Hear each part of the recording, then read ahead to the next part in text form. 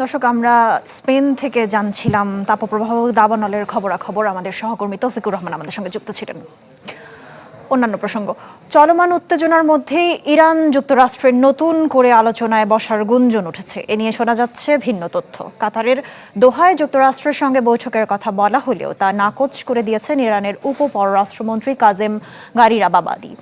জানান, ওয়াশিংটনের প্রতিনিধিদের সঙ্গে কোনো বৈঠক আয়োজনের পরিকল্পনা বর্তমানে নেই তেহরানের।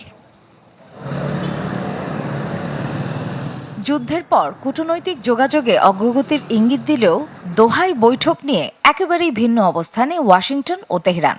নিজের সামাজিক যোগাযোগ মাধ্যম ট্রুথ সোশ্যালে মার্কিন প্রেসিডেন্ট ডোনাল্ড ট্রাম্প দাবি করেছেন, ইরানের অনুরোধে মঙ্গলবার কাতারের রাজধানী দোহায় দুই দেশের কর্মকর্তাদের বৈঠক অনুষ্ঠিত হবে। এদিকে হোয়াইট হাউস জানিয়েছে, প্রেসিডেন্টের বিশেষ দূত স্টিভ হুইটকফ এবং ট্রাম্পের জামাতা জ্যারেড কুশনার এ সপ্তাহে কাতার সফর করবেন। সেখানে 18 জুন স্বাক্ষরিত যুক্তরাষ্ট্র ইরান সমঝোতা স্মারক বাস্তবায়ন নিয়ে উচ্চ পর্যায়ের আলোচনা এবং একই সাথে কারিগরি বিষয়েও বৈঠক চলবে। ভোগান্তি ভুলে চলে আসুন রিগালে। ওয়ারেন্টি সহ স্টাইলিশ কালেকশন নিয়ে রেডি রিগাল ফার্নিচার। তবে ট্রাম্পের বক্তব্যের কিছুক্ষণের মধ্যেই তা নাকচ করে দেয় তেহরান।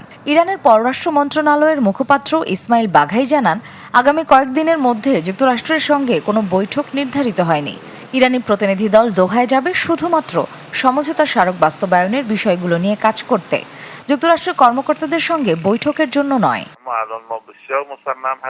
এর আগে সংবাদ মাধ্যমে ইরানের উপ পররাষ্ট্রমন্ত্রী কাজেম গারিবাবাদি বলেন, চলতি সপ্তাহে দুই দেশের কারিগরি ওয়ার্কিং গ্রুপগুলোর কোনো বৈঠক নির্ধারিত হয়নি, তবে মধ্যস্থতাকারী দেশগুলোর মাধ্যমে আলোচনার প্রক্রিয়া অব্যাহত রয়েছে।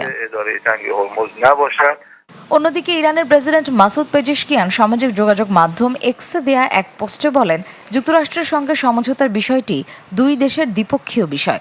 সমঝোতা স্মারক অনুযায়ী যুক্তরাষ্ট্র যদি তাদের প্রতিশ্রুতি পালন করে, তাহলে তেহরানও নিজের সব অঙ্গীকার বাস্তবায়ন করবে। মার্জিয়া শ্রেয়া, চ্যানেল 24।